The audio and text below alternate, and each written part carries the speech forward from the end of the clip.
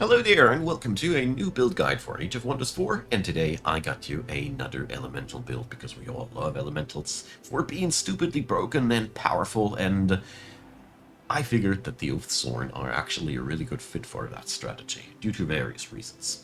So, I'm running here on this Oathsworn build the Oath of Righteousness because I love non-flanking extra damage. The other oaths I felt like were not nearly as synergistic with elements, but you can choose to your own liking. Elementals profit a lot from that punchy damage, and that's why I chose these body traits for the culture here. I went for the arcane focus because most of our cultural units that we're using are going to be mages and supporters. Most of the frontline is elementals all the way. So arcane focus gets us some extra damage. I ran here for Pack Hunter. Pack Hunter increases the damage that you deal per friendly adjacent unit to the target. This is a nifty little caveat way of amplifying our backliners' damage. We just pack up 2 or 3 of our melee units in front of that, 20-30% more damage. Done. It's a pretty nifty little thing that powers up your backline quite decently. And elusive.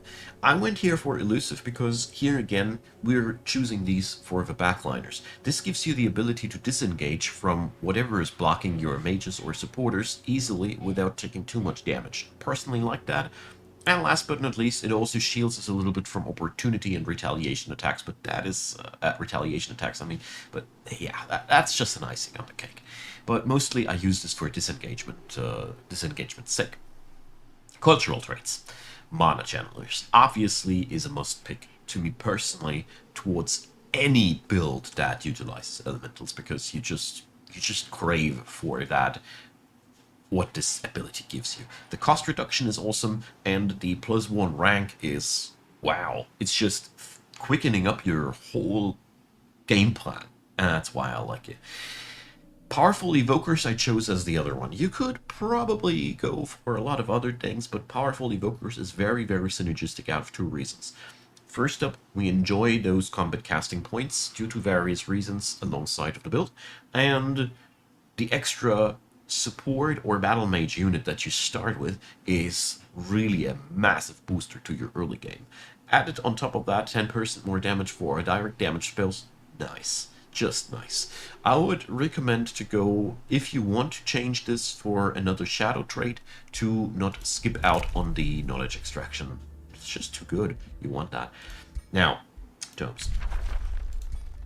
Tome-wise, this build starts out with Evocation. We have a lot of mages on our build, so I didn't want to skimp out on Lightning Focus, which is just so much battle power for your supporters and your battle mages. We also gained Lesser Storm Spirits. Our Cultural Tier 3 is a shock unit, and this is cheap access to a early shock unit. That's pretty much what it is. I like it because they evolve into something really badass. Tier 3 Storm Spirits are among the most nasty things that I know in the Shock Trooper Regiment, and they're really, really good against ranged attacks in general. It's worth mentioning. We also gain Lightning Blades to upgrade any of our frontliners, and as you see there, we have quite a few. And of course, it's also worth mentioning burst your backliners fire to get the electrification debuff on the enemy because that makes up 20% more damage. You really feel that. Fulmination and Lightning Torrent are two of the best direct damage spells currently in the game, especially Lightning Torrent shaving off the lightning resistance of the enemy. If you use that repeatedly, the spell gets more and more vicious. It's pretty dangerous to really stupid extents. I've read a really interesting post about that in a subreddit recently, opening my eyes about the powerfulness of this. The only downside is the mana cost, but seriously, you can nuke people into oblivion with that. Channeling towers give us the mana for that, and honestly, this build can't have too much mana. You see this? You can't have too much mana. So, Tier 1, the other one that we pick up would be Rock. Two reasons. Lesser Stone Spirits transforming into Tier 3 Stone Spirits eventually is just wow, we want that so badly. And also, Obsidian Weapons gives our frontline quite an edge. We are now electrifying and bleeding, which is a good damage over time combination. And overall, I really feel like you do a good portion of unit damage with these two together. We also gain Earthkin, which makes our backline more robust. Gargoyles to get more Shock Troopers, who are really Shock Trooper heavy with this build. Gargoyles are excellent Shock Troopers in any aspect. They're robust, flying, good damage, cheap, nothing to sneeze at. We also would gain, if we'd wanted to, Rock Blast. I didn't learn it in this game because I really felt good enough with Fulmination, and of course Stone Skin for that emergency boost of defenses. The Central Quarry is nothing much to write home about. You can use it, as it is a powered up quarry, but that's pretty much it. The other tier 2 comes, and yeah, what should you pick as a elemental build except for the Tome of Summoning, I must ask? It is just too much synergy in there. Arcane Restoration gives you a battlefield-wide heal spell for your entire elemental frontline. Arcane Supercharge is a option to get your beastie into something else, and the Astral Keepers are excellent battlefield summons that come dirt cheap, and they heal. And they heal stuff when they die. They are amazing. These guys are so good for your build. The Astral Serpent I skipped out on. You could use them as they are really robust, hot to kill, nasty stuff, but I didn't want them as this is an elemental build. Summoning Wells are really cool, as they give you so much extra income of all the stuff that you want. They're also extra conduits. And last but not least, Arcane Bond to some really serious nasty things if the enemy rocks magic origin units too. This can easily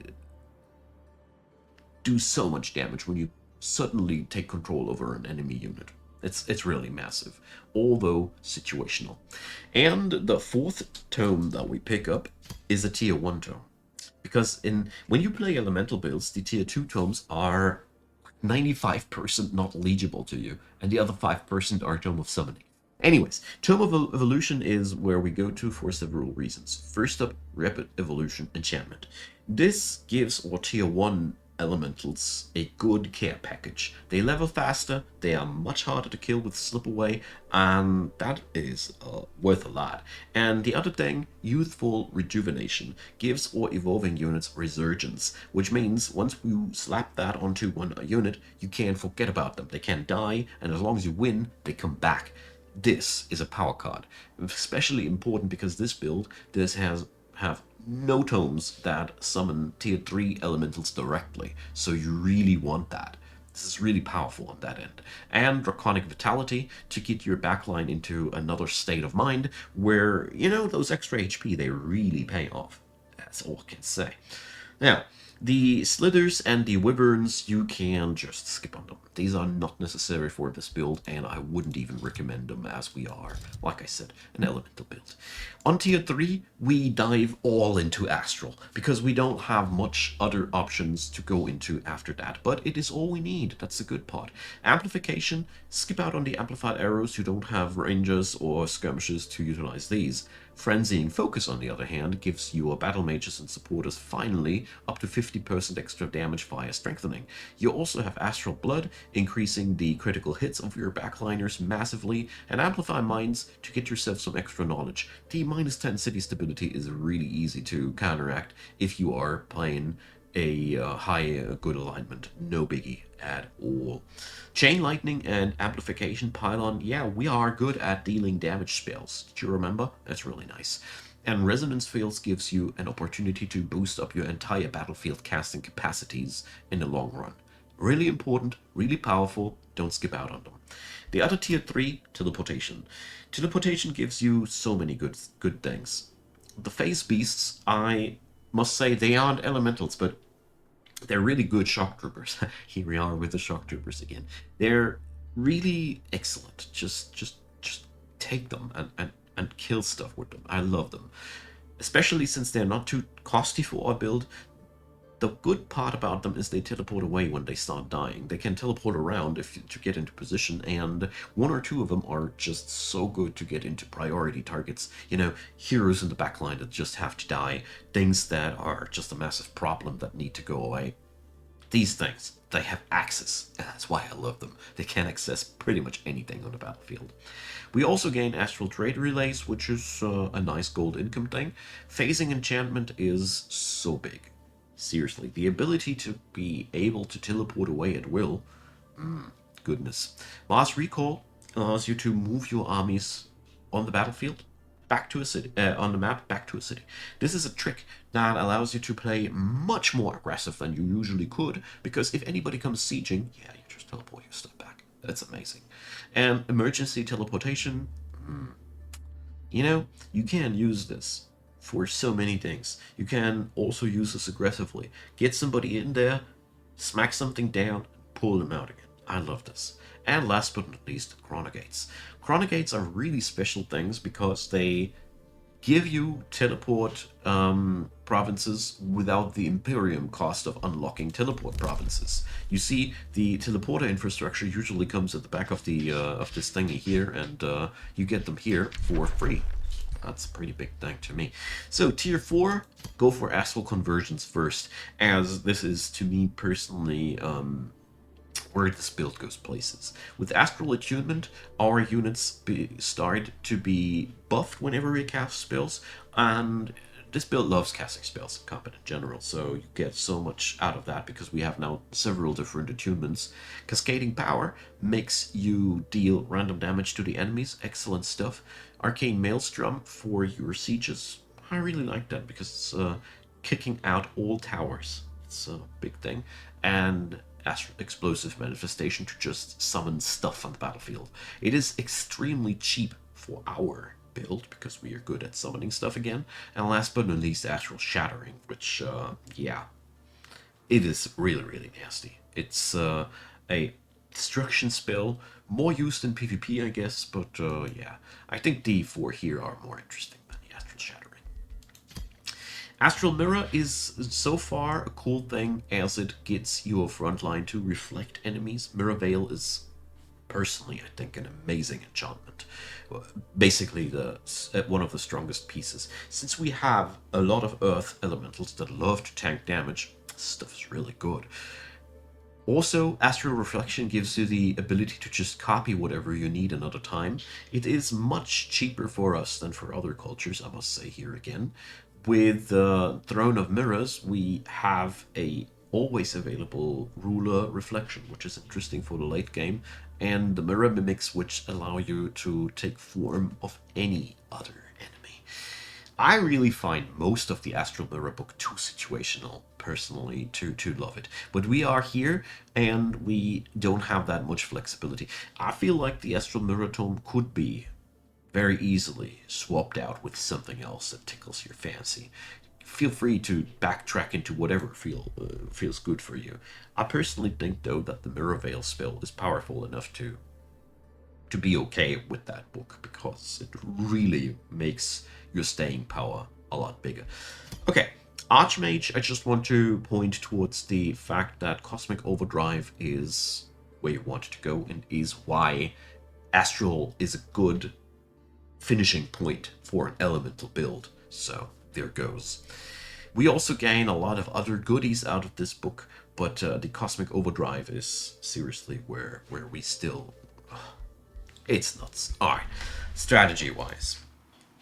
You start out with a pretty big army stack, so expanding and conquering the world early on is not much of a big deal. Our troops skip out on the honor blades, they seriously have no place in this build. Earth elementals and storm elements fill their slot so much better, so forget about them. The Sworn Gods, on the other hand, since they can sunder enemy defenses, well, they have a quality. This is a really powerful ability, but at the end of the day, they still aren't worth being focused on. Specifically, you want elementals on your front line. So these are just, good for the beginning of the game, but after that, don't mind if they die off.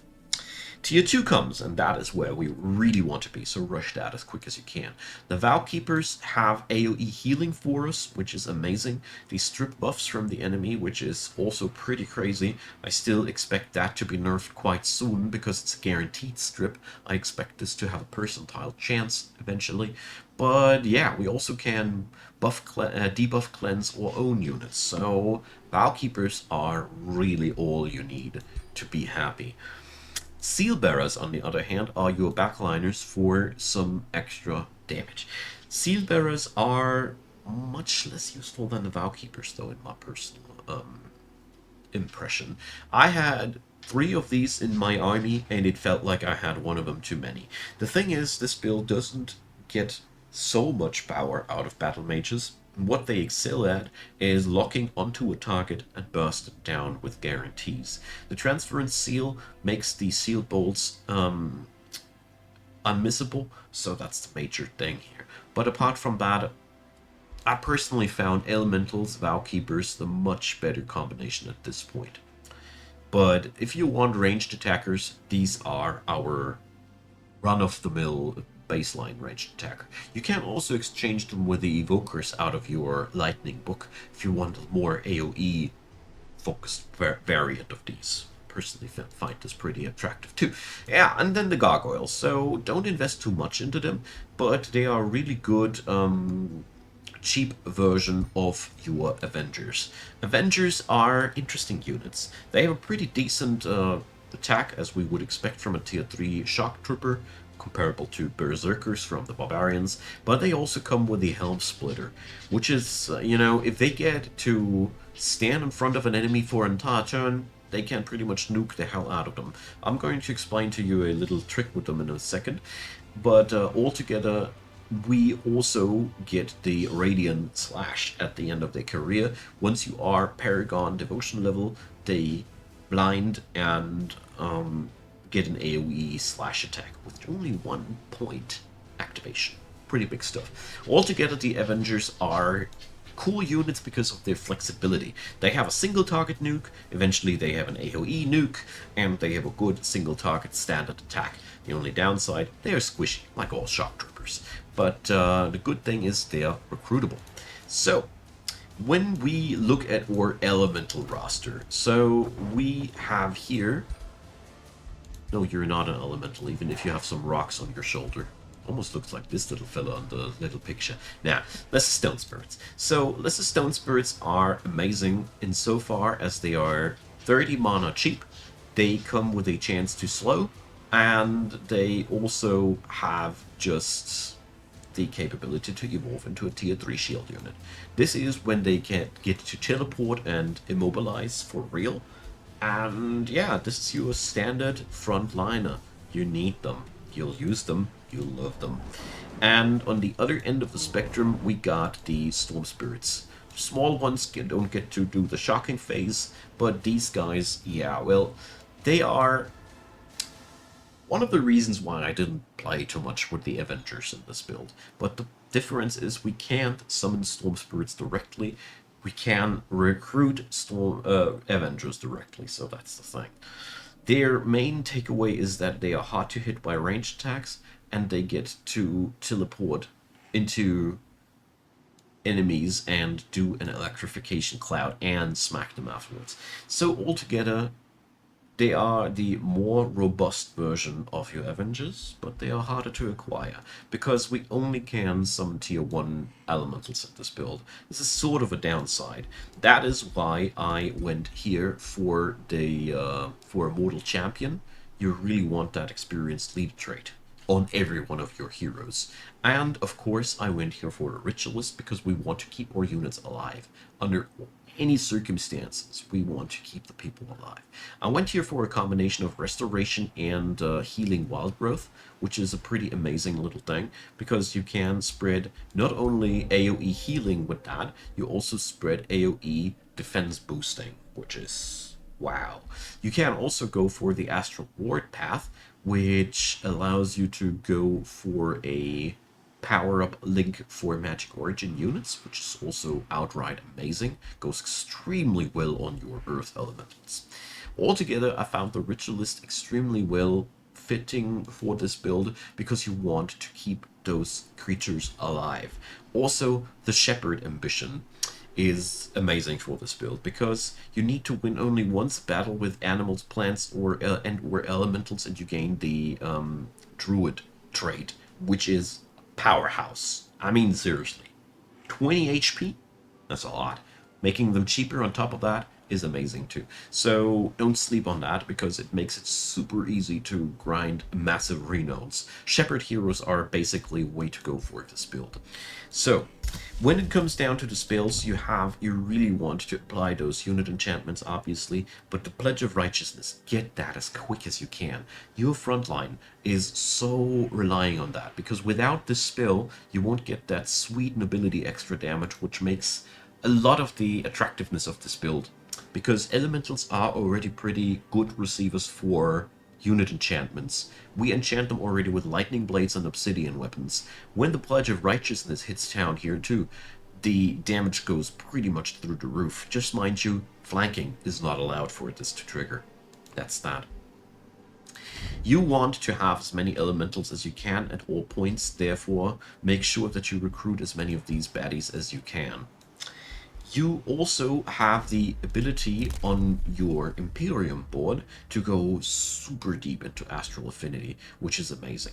I went into adaptive research as quick as possible because it makes all of your efforts to do research cheaper. The quicker you get this, the better, basically. Because you just profit from it at all points of the game. Especially the reshuffle cost reduction is bigger than I thought. We also gain various wonderful things to reduce our science and casting costs or improve our casting capacities. The Rite of Astral Abundance is a godsend for this build because I felt so thirsty with this build. I don't know, the 1000 mana felt really good on that. But I really want to point on to Astral Binding, which is really important for this one. So with our culturals, we already have 2 ranks skipped. 2 entire ranks. It's amazing. And we want to get Philosopher Soldiers, actually. Since our entire shtick revolves around evolving units fast, getting on top of that even a knowledge reward for this entire thing felt majestic. I really gotta say, this is one of the most interesting little things. Get yourself that as quick as you can. It's really, really powerful. And the rest of these are pretty much all good for this build. The Astral Path is so fitting, and I really like that. Once you get towards the shadow things here, I know it's turn 60. It's very deep down the road, but it's so worth it when you can pick it. Alright, apart from that, I gotta say this is a typical elemental build. What you want is summon as many elementals as you can afford early on and just start stomping. All you need is a couple of elementals, a couple of vow keepers, a couple of heroes, and nothing can pretty much stop you anymore. Especially the combination of the Ritualist hero made me realize how gosh darn broken this whole elemental thing can be nowadays, that we can't have dedicated healer heroes. Things became even more ridiculous. We are also really excellent at providing conduit provinces. Many of these also provide knowledge. In general, again, knowledge. You need this so badly. You don't have the best setup to gain knowledge with this build, but it is okay since you can stomp the enemy so gosh darned quickly. If you get the experienced leader trait in quick enough, you will get tier 3 elementals before you even can pay them. So this is one thing that's really important. Keep yourself a bit of a mana wallet, especially early on when suddenly those tier 1 units start evolving. You won't want to lose them after all. So the biggest weakness for this build remains in the fact that we don't have tier 3 units that we can summon directly. This is a bit of a downside. Therefore, it really pays off in the later stages of the game to have a backup hero in one of your cities that has no other job rather than cleaning up whatever tries to invade your home, and have that experienced leader trait and just grind them up in the back line. That's the best you can do. I just felt like all the other tome options that would give us an opportunity to summon tier 3 units reliably just felt like crap for this build, so I didn't go for it. The Astral Path is so much more powerful because it just amps up all of your units, the magical ones and the backline ones. Yeah, let me know what you think. I really love this build for the fact that it's just another stompy, super powerful elemental build. Its unique sales point about it is that you really don't have to take much effort for making it work. It just flows quite decently, and it is the most Alpha Strike heavy build in the elemental side that I've ever seen. I mean, you run storm elementals, gargoyles, Avengers, and displacer beasts. You have so many shock troopers. It's amazing. You can blitz down the enemy super well while maintaining a good healing capability and a good front line with the Bow Keepers and the Earth Elementals. So basically, you can. Your strategy is taking out whatever needs to be taken out with the shock troopers while tanking what needs to be tanked with your earthen front line, and it's lovely. I love it. Oathsworn are a lot of fun. This build is a lot of fun, and I hope you enjoy it. Feel free to leave a comment, leave me your wishes and recommendations. Of course, I will see what I can get done for you. And as usual, leave a thumbs up, consider subscribing. Feel free to support the channel. Many, many thanks to all of you guys supporting the channel. I really deeply appreciate your help. I love working out new builds for you. And thanks for watching. I hope you enjoyed. See you all next time.